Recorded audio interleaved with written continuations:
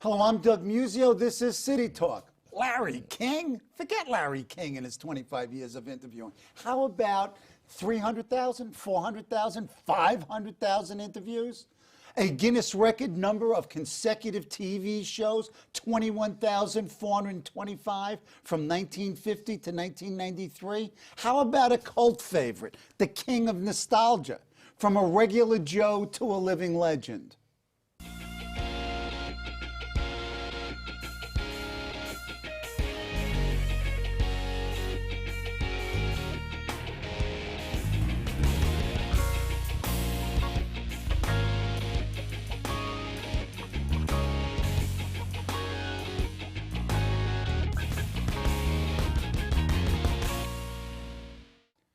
Joining us to wax nostalgic about nostalgia, to take us down the memory lane of memory lane, is Joe Franklin. If you were a New Yorker in the 50s and 60s and 70s and 80s and into the 90s, you grew up with Joe Franklin and walked down memory lane. His TV and radio shows were, and looking at some of them a half century later, trips of the mind and trips of entertainment.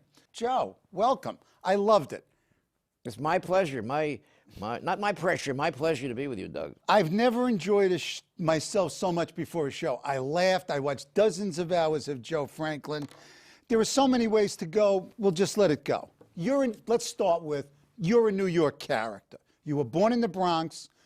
Did you ever live anywhere else? I lived near Tony Curtis when we were kids. We moved into New York. Bernie Schwartz. Bernie Schwartz. We became good friends. We would tell our mothers that we're going out to play basketball, to play marbles, but we went to the movies. The mothers didn't want us to be in the theater, indoors, because he wanted to be an actor. He wanted to be like Cary Grant. We went to about 5 movies a week. The price was a dime, and in fact, later on, he made a movie with Cary Grant. So you wrote a really interesting book that scholars use called Classics of the Silent Screen, which you wrote with William Everson. Bill Everson, that's really a classic work. Charlie Chaplin called me to say he enjoyed the book. And when he was on my show, I said, Charlie, Mr. Chaplin, I said, people who study your films frame by frame with microscopes and they analyze it page by page and they find Freudian meanings and all the shadings every time to be simplistic, I said, every time you kick the fat man in the behind, you're supposed to be knocking the establishment. He says, Joe, I had nothing in mind except to make people laugh. All these people who study all the Freudian shadings, they're analyzing what was never there in the first place. I'm an academic, so that's part of our professional responsibilities is to overanalyze. Come on, you're taking away my job. I didn't mean to do that. Oh, okay. Talk about New York. Talk about New York today. Talk about New York when you started, when you grew up, and throughout your professional career. Well, believe it or not, I miss some of the sliminess. I miss some of the days when you could walk down the street and somebody would bump into you and say, "You broke my whiskey bottle. Give me $7." So, but it's clear, and it's dignified, it's clean, it's nice. I think the mayor. I think the mayor's doing a fantastic. I think he's got the second toughest job in the world, and he's done a remarkable job. So I'm proud. I like the way I like New York now. You like it? The mayor? No, you like New York. I like the way it's taken shape. Times Square. You like Times Square? Yeah, you can't knock it. You can't knock it. It's better than it used to be. You don't miss the hookers, junkies, and the pimps? No, it used to be too scary. I'm from the old school of being clean and decent and not missing the pimps. Okay, let's talk about you. Not immodestly, you're an icon. You worked in TV when TV was new. You were the first talk show host. I began with a man named Martin Block. Remember a program, Make Believe Ballroom? Believe it or not, I'm probably dating myself. Yes, I do remember that, listening on the Philco radio with my mother. I chose his records. I was his record picker. In fact, when he died at the age of 62 during heart surgery, I did a 5-hour tribute to him, which was beautiful, and his wife called me. She was crying. And then he got me my own radio show on WNEW, which is a program called Vaudeville Isn't Dead. That was in the late 40s, About 1949, about 1950. Go ahead. And I get a call one day from Channel 7. They said, Joe, we like your voice on the radio. We're considering lighting up now in the daytime. There was no daytime. TV was on from 5 o'clock at night till sermonette. They don't remember that. Right. They said, Joe, if we give you an hour a day, what kind of a show might you do? I said, how about I do a show of people talking, nose to nose, eyeball to eyeball? They said, Joe, you're out of your mind. You can't do a talk show on television. The word is vision. You got to give them seltzer bottles, pratfalls, baggy pants, got to do burlesque skits. I said, well, if I can't do that, how about it? Because rock and roll was coming. I said, how about a show of kids dancing to records? They said, Joe, you're out of your mind. Who's going to watch kids dance to Right, and you interviewed him. As a matter of fact, he called you huggable. Yeah, yeah. I mean, you know, delightful and huggable. He came along, became a billionaire, but I defied them, Doug. I think I did the first pure talk show. I was the first guy to bring in the couch. There was a big special on A&E recently called It's Only Talk, and they showed how I did that in those days. When I was right, and you watch it, and there's both an old quality to it, but there's a very modern quality too. It's really very engaging and very relaxed. But you not only do you know movies, you're a movie persona in your own right. Now, I guess this is part of being an icon. You've been in a couple of Woody Allen movies. You were in Manhattan and Broadway, Danny Rose. You were in Ghostbusters. You were in 29th Street. Once I've always played myself. Right. But once I lost the job because they auditioned me, and then they said, you're not the Joe Franklin type. So I was turned a little irony there, no, Joe? I mean, what was your response to not being the Joe Franklin type? It was a left-handed compliment, I guess. I get, or just plain bizarre. Right. Also, you've been the subject of a documentary. 50 million Joe Franklin fans can't be wrong. It's been on Channel 13. They still play it now late at night when... well, forget about late at night. It's a 5-part series on YouTube. Not only do you do radio and TV, do you realize how many YouTube slots you have? Thousands. And you have the Ramones, Bing Crosby.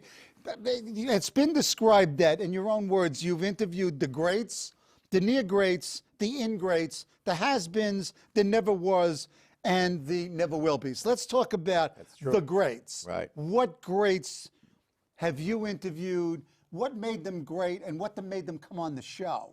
Well, you know, it's amazing that I've told this to very few people, Doug. I never had a talent coordinator. I mean, I've known TV hosts had 1/1,000,000th my audience, and they had 12 talent coordinators. I did my own booking, and they all came to me. I had 5 U.S. presidents. I had Ronald Reagan 5 times. I had Charlie Chaplin, I had John Wayne, Cary Grant, I had Frank Sinatra, Bing Crosby. I mean, it's endless. Henry Kissinger, Bette Midler, Julia Roberts. Barbara Streisand was my singer. Please, excuse me, Joe DiMaggio. It's really incredible. Eddie Fisher was my singer. Okay, so those are the greats. But you also had the has-beens, never was, and never will be. I had what was known as an eclectic mix. Excuse me, there was almost like a random quality. You could have Cary Grant and the tap dancing jump ropers. I would have Margaret Mead with the man who whistles through his nose. I would have Ronald Reagan with a plate twirler and with a hog caller, with Tiny Tim. You know, I believed in an eclectic mix. Now, how did you put together the show? I mean, what was the nature of putting together the show? I mean, and you did multiple shows a day plus radio. I mean, you were on a couple of times a day. 3 times a day at one time. On TV. You know, I want to mention Bill Cosby. Bill. Oh, okay, go ahead. Nicest guy. He came on with me when he was unknown. And then he became the #1 star in the world. And then he always, when he had a new book, his first appearance was always on the Joe Franklin show. So. Right, and in fact, I guess it was the 40th anniversary show. I mean, he really thanks you for giving him his star. Jay Leno does the same thing. This is my big breakthrough. I grew up watching this show. Elaborate. Don't stop now. This is true. Don't. You too, right? I called my mother last night and I said, I'm doing the Joe Franklin show. She said, oh, yes.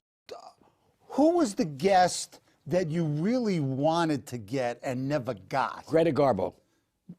We'd meet in the street, and we went to film retrospectives together, but she wouldn't appear on any show at any time anywhere. She was offered a blank check signed to make another movie, go on a TV show, but she just wanted to be alone, and I respected that, but she was a dear friend of mine. Who was your favorite interview? Bing Crosby. I always thought of Bing, Doug, as being what you might call mechanically reproduced. I thought of Bing on radio, on TV, on movies, on record. But when he walked toward me, flesh and blood, that day, I think I melted. I did my best. And can I tell you one thing about Bing?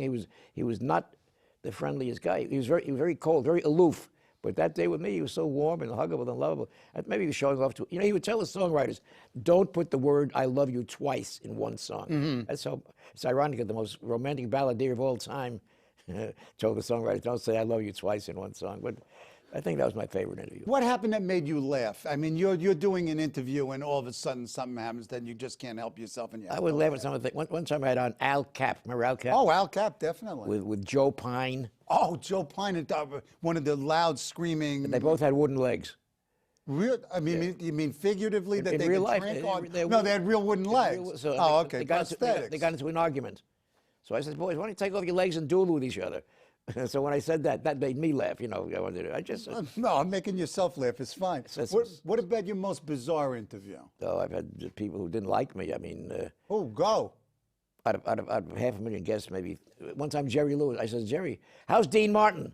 He said, don't you know we broke up 10 years ago? He said, no wonder they called you the nostalgia kid. Took a swing at me. No, later on we made up. We became. But Yeah, I mean, a literal poke? Yeah, real swing. Oh, nice. And then one time, Rosemary Clooney, I said, Miss Clooney, I saw Jose Ferrer last night in Man of La Mancha. She says, you know, we're not married anymore, Charlie. I said, listen, first of all, Miss Clooney, my name isn't Charlie, my name is Joe. And second of all, I just wanted to point out, I didn't know your ex-husband was such a good singer.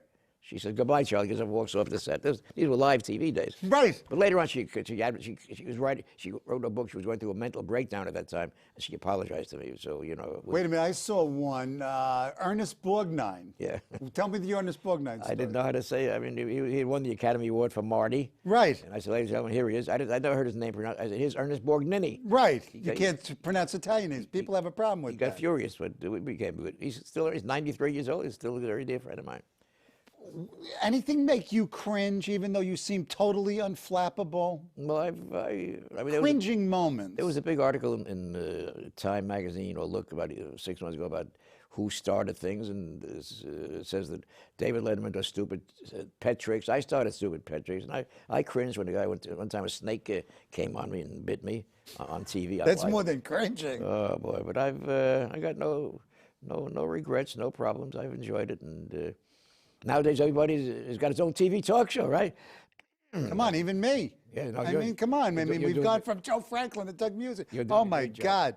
What about times that you were really moved in an emotional sense? Well, I had, I love the old time. I had Conrad Nagel. Remember the name Conrad Nagel, the old time movie star, and he was. Sorry. He made me cry. He told me when sound came in, and the stars couldn't talk. All the big stars were all foreigners. He once made 5 movies at one time, going from set to set, reading the words on a blackboard, and the whole 5 movies came out great because he was one of the few who could speak without an accent. So I cringed that anybody could be that great, Conrad Nagel. Ooh, talk about your relationship over the years with Hollywood as both a place and an idea. Well, my best friend was Rudy Valley. I lived in Rudy Valley's house when he used to go to the coast, and he was very upset. He wanted to play Patton. He wrote a letter to Darryl Zanuck that he wanted to play Patton. George C. Scott got the job. Right. But my idea about Hollywood is it's kind of not for me, too laid back. It cost me $35 per taxi ride from Rudy Valley's house down into the valley. So. And that was, I mean, that's got to be worth triple or quadruple that now. Right. Surprised. I mean, again, you're unflappable. What surprised you? The thing that surprised me was the day I walked in the street and 20 people said, Joe, Billy Crystal impersonated you on Saturday Night Live. Oh, we got to talk about I couldn't watch that show because I was on the radio from midnight to 5. So I finally got to see the show, and I says, Billy, one of us is lousy. 40 years he's been sitting and spritzing, sitting and talking, sitting and nadling and schmelling with the greats, the near greats, the ne'er-do-wells, the good people. I've had the young, the old, the Weird Al Yankovic, the kids in the tight pants with their hair, the guitars, the things. I've seen it all. I've had it.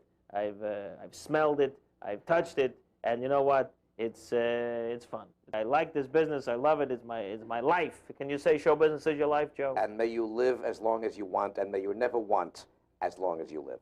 Maybe a superstar. Those, I guess there was 4 or 5 bits that he did that were truly hysterical. Ladies and gentlemen, it ain't just paint. Remember those? Well, you used to do the ads by yourself, and I mean, folks who are watching now, if they're really interested, they really have to go to YouTube and watch this stuff. Also, they have to read the Wikipedia piece on you, which is very smart. I would have 15 products on the desk live. 15. Right. Oh, the puddings and the olive oils and the Canada Dry ginger, or 20 Castro could a little make-believe couch. There was no room for me. I was surrounded by Mother Murphy. How did that go? Let's go back to the actual show. How did you set this all up? There seems that you called it eclectic, but it seems to be a sort of totally improv sensibility. Thought catch what you know, Doug. When I broke into TV, they put me on for an hour a day when TV was brand new, my deal with the station was 50-50 on the revenue, 50-50. Within 3 months, I was making $28,000 a week. Because they never thought that people would buy advertising, but I became mackerel. Let me tell you, so I became the matinee idol of the ad agency. So they cut me down. They cut me down to 20%, then 10%. So I had no choice. But they never dreamed that daytime TV would ever catch on. They thought it was just to fill space, you know. Wow. Okay, let's move into that. What do you think about talk show hosts now? I mean, you were a pioneer. You established a career. You established a genre. Where is that genre now? You can't knock what pays the rent. I mean, they're getting millions, but I think they've gotten kind of mean-spirited. They've gotten kind of evil, sometimes ridiculous. That they knock everybody, and they're very severe in knocking the politicians. Maybe they deserve it in many cases. But look, Conan O'Brien got $32 million for being fired from NBC. You can't. You wish. These people, what you call beneficiaries of the electronic or the technological era, they're just there at the right time. And I met a guy last week who didn't have his own TV talk show. I met there was such a doesn't have his own. But there are a couple of people who don't have their show. I met one. Yeah. What's wrong with them? But they've gotten a little bit mean-spirited. It'll never come back to my way, but someday it might come back at least to pleasant. I think Oprah Winfrey is great. People like that, you know, but it's a different world. Okay, you've been around a long time, and you've outlasted and been more successful than during my tenure. Hundreds. People always ask me, what's the secret of longevity in my field? Where the mortality rate is really staggering. It is. Staggering. So 500 talk show hosts came and went during my tenure locally. 500. I always say the answer. Wow. I always say the answer to longevity in my field is sincerity. And once you learn to fake that, then you got it made. Nice, very nice. A little Machiavelli. Picked up. But it's not only that. I mean, my wife and I were watching your 40th anniversary show, and she turned to me because I was talking about this interview, and she said, "You know what it is about Joe Franklin? He's totally not ego involved. He is just enjoying the conversation." And is that a fair characterization? I try to look in the people's eyes, not their nose or their belly button. I try to look in and one thing I've learned is not to be afraid. Whenever you get a big, I had Shirley Temple on. They said, Joe, don't mention Shirley Temple's old movies. She would get up and walk away. She's on to talk about United Nations and being the ambassador to Czechoslovakia and Girl Scout cookies and penal reform and women's rights. But I said to myself, how could I love Shirley Temple's old movies. I did 90 minutes talking about her old movies, nose to nose. And she went back to California and sent me one of her old scrapbooks. That scrapbook was beyond value. So. Because in a sense that defines her. It's got to be part of what she was. When I had on Jane Wyman, apparently she had a kind of an unhappy divorce from Ronald Reagan. They said, Joe, don't mention Ronald Reagan. She's here to talk about her dear friend Rosalind Russell, who died of arthritis. But I said, how can you not talk about the president? I did 60 minutes talking about the president. And she loved it. She was crying. One of the things that I sort of remembered about Joe Franklin was that it was very personable and very soft. But watching it over the last couple of weeks, I mean, you're not Roger Clemens, but they're not all softballs. They're, some really very sophisticated types of questions, particularly with the movie folks. You seem to be most interested in that. So perceiving. There are many, many people out there. I mean, those who made a little fun of me, but there are a lot of people out there that are a little more intelligent who said, did Joe Franklin really say that? I made a very strong point, but in a boyish, almost naive way. Oh, yeah. There's one scene in the 40th anniversary where you asked Cesar Romero, very nicely, was he in any bombs? And his response was great. I've been in tons of bombs. You need bombs. And Corinne Calvé on that same panel. She said that if she had given in more often to the executives who wanted to be intimate or romantic with her, Right. he would have gone further. So he jumped on her. He said, "What do you mean? All you women say the same thing." My wife was offended by his reactions, and she doesn't like him anymore, so he's out. So listen, big so fight. remembering memory lane. So what I did was I called up my mother and her husband. I called up my mother-in-law, and I obviously spoke to my wife. So I called my mother-in-law Grace and her husband Sal, and I say Joe Franklin, and you say, they said, old-time radio, old-time movie stars, and then Sal said, it was 100 years ago. And then I called up my mother-in-law, and she said, again, old-time stars on the little screen.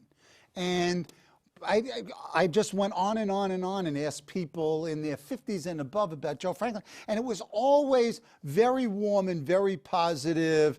And they sort of all remembered one or two incidents of this. What do you, if you had to redo a show, what show would you redo?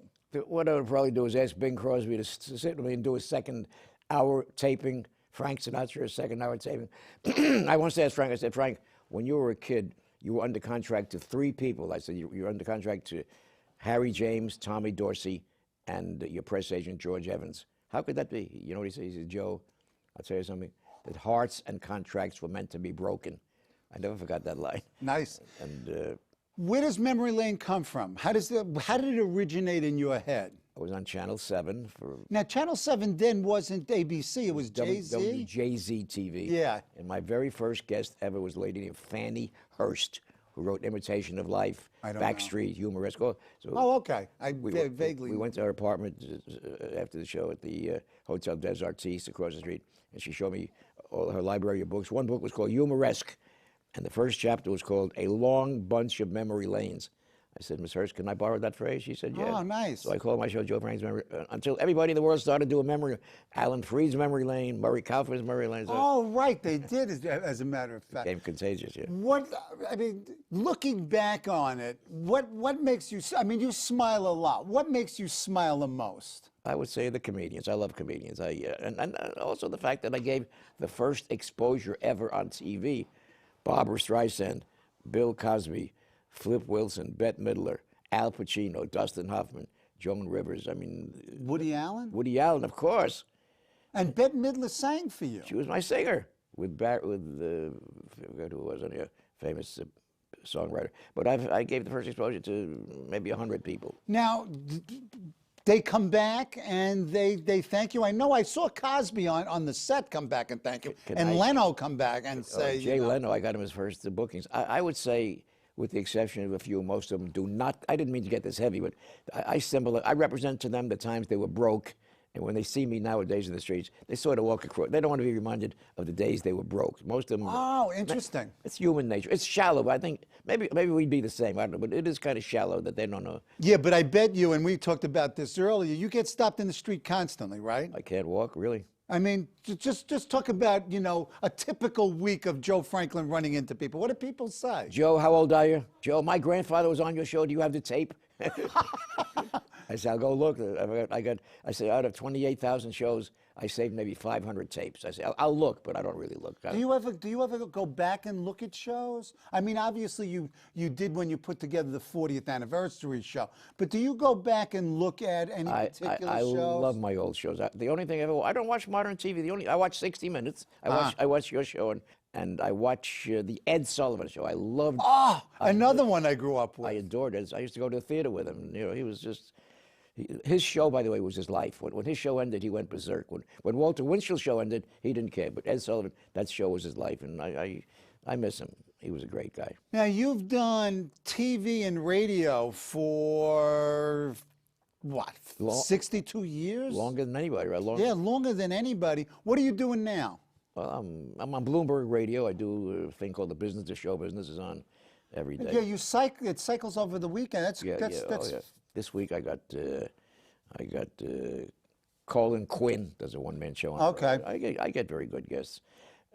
I do a lot of college lectures. I'm very popular on the campus, on the university. What do they ask you? What do the college kids ask After I do my lecture about the old movies, the old radio shows, and Eddie Cantor and Al Jolson, then we do a Q&A period. They ask me what's my favorite movie? What do I think about today's movies? What do I think about Lillian Gish, D.W. Griffith? What do I think about Oh, I mean, you're like a history book. Eric von Sternberg? And it's a question of, I reminisce about Bob. I love Bob Hope. I reminisce about. Oh, well, clearly in the interview that you did with Hope that you played on the 40th anniversary, that was really affectionate. That was He fun. says he used to watch me when he was a kid. Yeah, right. That was right. Little, You're not that old. little facetious, right? Okay, Andy Warhol once said that everybody's famous for about 15 minutes. Lots of folks got their an hour on your show. We talked about the greats and we talked about some of the near greats. Talk about the never have beens and never weres, and talk about the people coming to your office, which we'll talk about either this week or next week, doing the routines in the hallway. Well, I was very friendly toward the broken down cabaret and nightclub singers of yesteryear. They would make their very last appearance, their last fling, their last moment in the spotlight on the Joe Franklin Show, and I just loved it. I adored it. I had certain people that are open house. They could walk in the show without being. I had Georgie Jessel 100 times. 100 times Georgie Jessel. And they just sort of wandered into the show? Without being booked. They had open house. Jessel would walk in. Who else? Otto Preminger 100 times. Remember the famous film producer? Sure. And Sal Mineo was a dear friend of mine, would walk in. Tony, I had maybe 15 people like that who would just walk in and sit with me and reminisce with me and reminisce about the future. We always talk about. Right, reminiscing about the future. And then you called yourself the king of nostalgia, and we'll talk about that next week. But let me close by, a little of your self-reflection. You said that you are a man with no talent. You can't sing, you can't dance, you can't do stand-up. What do you do? I would always ask the guests to do it for me. I would always ask at the end, I would ask for anything, some little inspirational maxim. Eddie Cantor once said to me, it's nice to be important, but it's more important to be nice. And Al Jolson once said to me on New Year's Eve, he said, Joe, here's to our wives and sweethearts, may they never meet. Nice. That broke the audience. Nice. But my talent was a little bit like Ed Sullivan. I was a good pointer. And many times I would have to suppress the answers. I knew the answers, but we're gonna have to talk about that on the next segment because I can't help myself sometimes. Well, I'm invited back. Oh, yeah, absolutely. Are you kidding me? My special thanks to Joe Franklin for being on the show and for the joy he continues to bring us strolling down memory lane. Mr. Franklin will join us on next week's show. You got to join us. You can't miss him.